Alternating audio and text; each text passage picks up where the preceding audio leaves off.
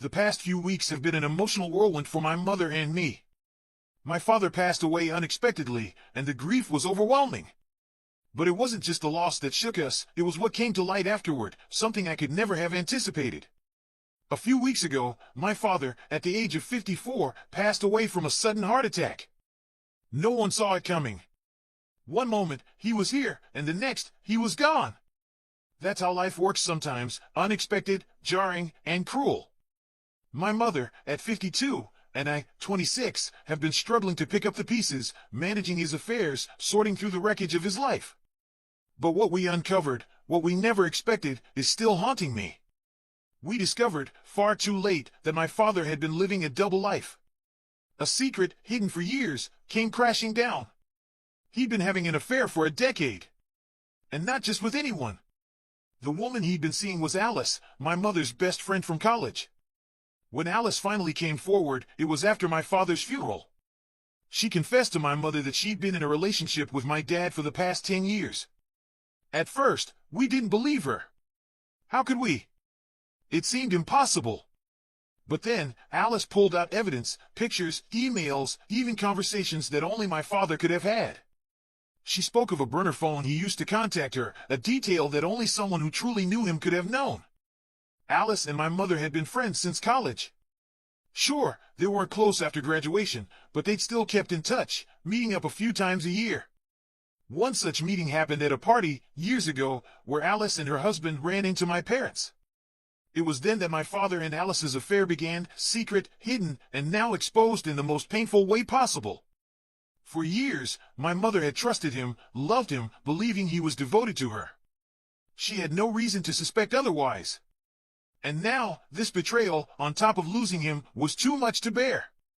As if that wasn't enough, Alice and her children began to demand something more from my family. They weren't just looking for answers, they were after a piece of my father's estate. Alice felt entitled. She believed she deserved something because of her love for my father. She has 2 sons, close to my age, and they began calling and texting my mother relentlessly. They wanted to be included in the will. But the will was in probate, and there was a problem. My father had written it in vague terms, leaving room for interpretation.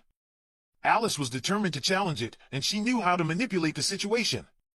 She had already forced my mother to reveal the will's contents when she first told her about the affair.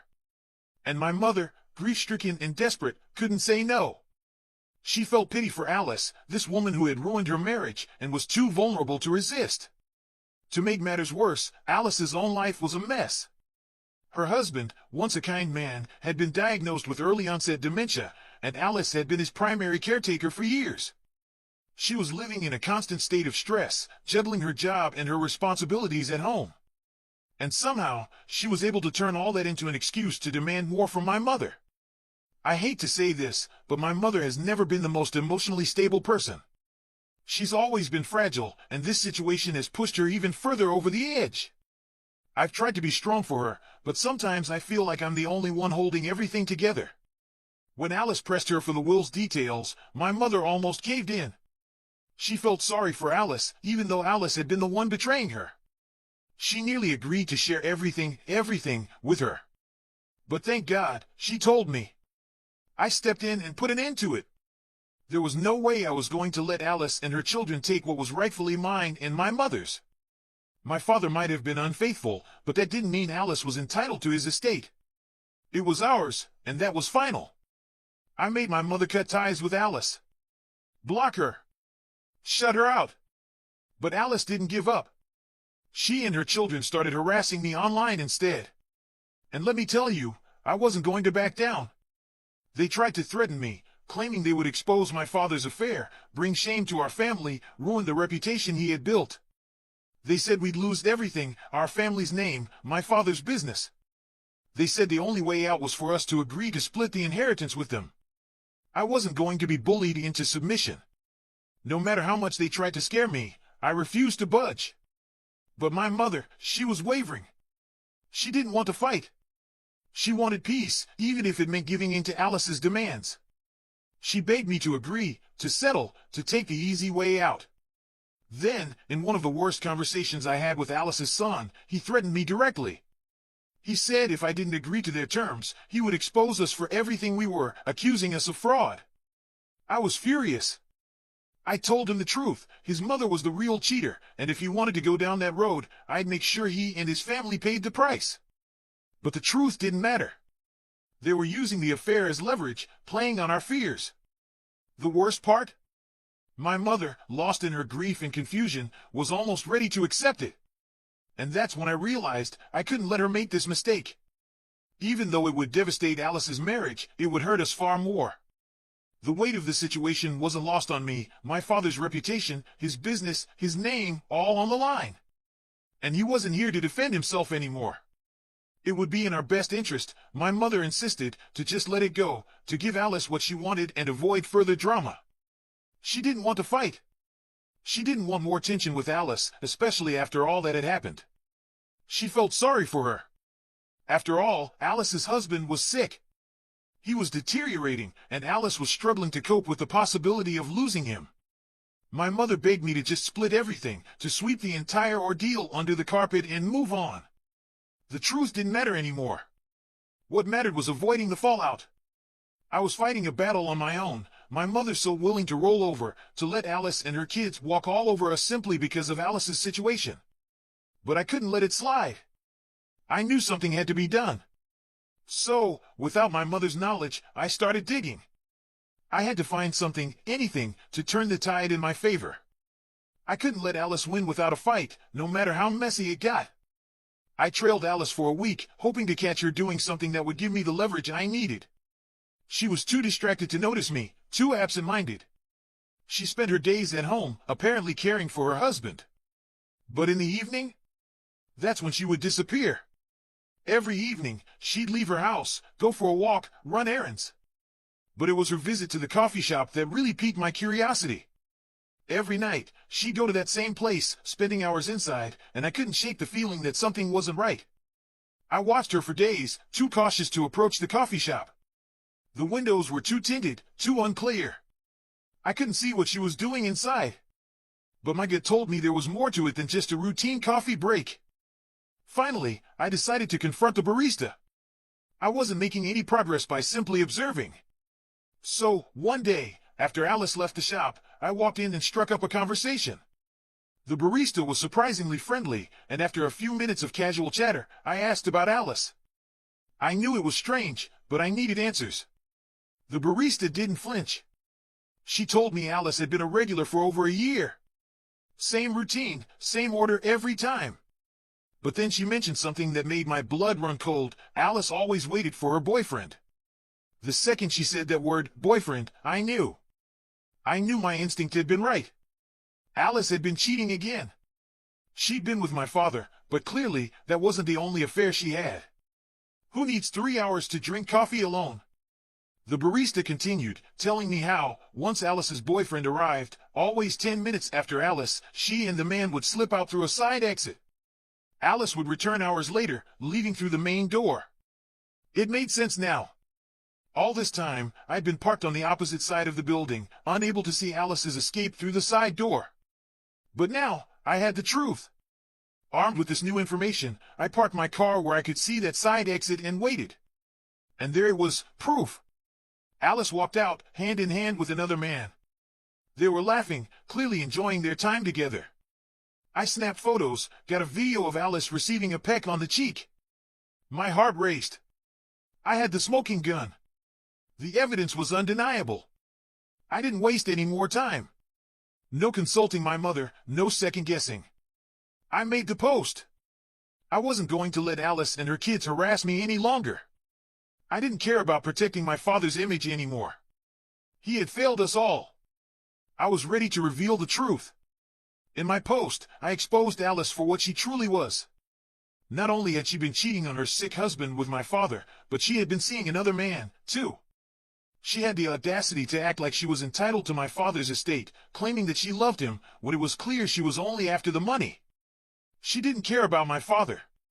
She didn't care about anyone but herself and her greed. I wrote about how she and her kids had been blackmailing my mother and me, pushing us to divide everything with them. I admitted that the only reason I hadn't come forward sooner was because I didn't want to defame my own father. But now? I was done hiding. I was ready to hold up a mirror to his mistakes and Alice's. The truth was out. I attached everything to that post, the proof of Alice and my father together, the blackmail from Alice and her kids, and the pictures and videos I'd taken of Alice with her boyfriend. It was all there. Once I was finished, I hit send without hesitation. I told myself I was doing the right thing. But the fallout? I never expected this. My mother, my family, everyone now hated me. They called me crazy for stalking Alice. They accused me of ruining my father's reputation just so I could keep all of his wealth for myself. They claimed I didn't care about him as a person, that I only made that post to ensure Alice and her kids wouldn't get a piece of the inheritance. I started to wonder if they were right. Was I selfish? But then I remembered what my father had done. He'd cheated. I wasn't the one who made that choice. All I did was own up to it, publicly, so I wouldn't have to give in to Alice and her children's demands. But to my family, it was a betrayal. My mother, in particular, thought I was way out of line. She believed I destroyed my father's reputation when there was a real chance that none of this would have come to light if I just kept quiet. She argued that he might have gotten away with it if I hadn't exposed everything for my own selfish reasons. I didn't understand why they were calling me selfish.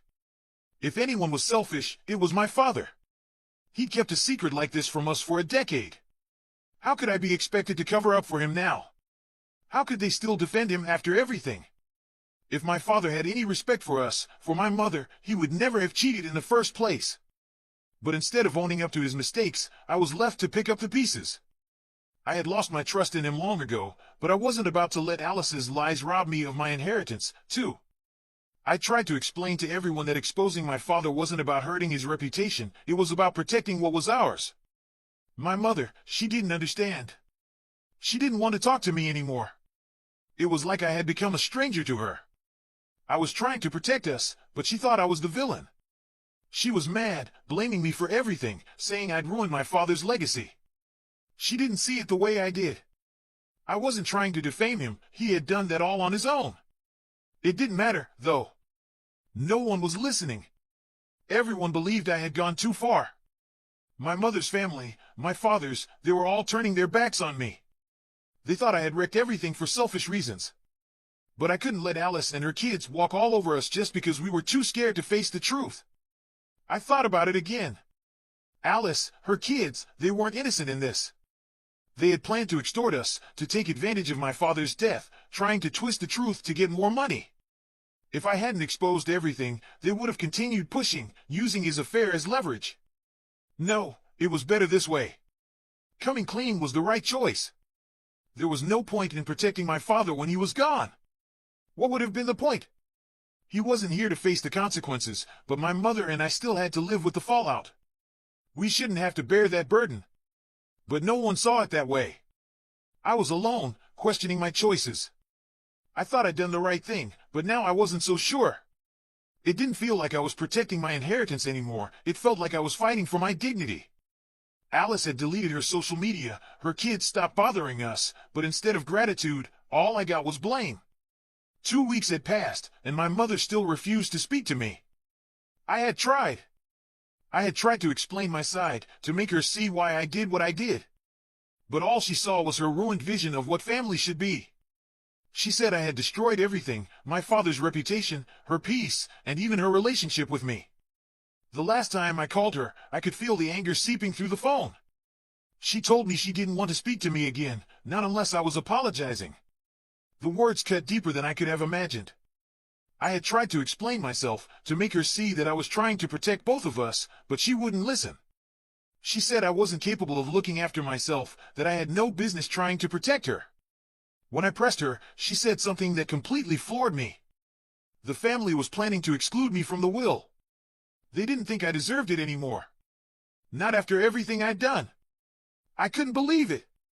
After all the work I'd done to expose Alice, after everything, they were ready to throw me aside. My mother said I'd screwed it all up for her. She had just wanted the inheritance split and kept quiet.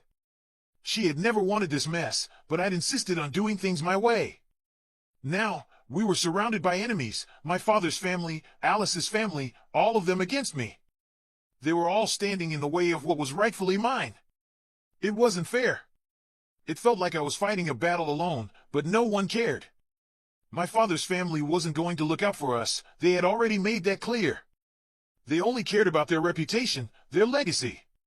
My mother, too, was caught in the middle, but she wasn't seeing that. She wasn't seeing how much I was trying to protect her, how much I was trying to fight for us. But instead, she told me I wasn't worth fighting for. And that broke me. The phone call with my mother felt like a punch to the gut. I thought, maybe this time, she'd comfort me, tell me things would get better. But instead, her words hit like daggers. "This is your fault," she said. "You didn't listen to me, and there's nothing I could have done to stop it. And even if there was, I'd let it happen. You deserve this." Her voice was cold. No empathy, no softness. Just harsh, cruel reality. That broke me. To hear that from my mother, the woman I always believed would stand by me, was a betrayal I never saw coming. I'd already lost my father. Now, it felt like I was losing her too. And as I cried, she didn't offer a single word of comfort. Instead, she kept telling me I created this mess, that I had to clean it up on my own. I tried to plead with her, but all she said was, "You've been selfish and stupid this whole time. You deserve this version of me." I held on to a sliver of hope, hoping she would say something kind, anything, to ease the pain. But instead, she crushed that hope with words I'll never forget. "I wish you weren't my daughter." And then she hung up. The phone went silent, and with it, the hope that we could ever be okay again. I don't know if I could ever go back to her after that. I don't know if I even want to. A few days later, Alice reached out. Her message was a thread wrapped in pain. She told me her husband had been forced to file for divorce because of the post I made. Now, she promised, she was going to ruin my life just like I'd ruined hers. Her kids, too, they were holding me responsible for their family falling apart. I couldn't believe it. Why was everyone blaming me? I had simply exposed the truth. It was ridiculous, honestly. They didn't like the truth, so now they were angry at me for revealing it.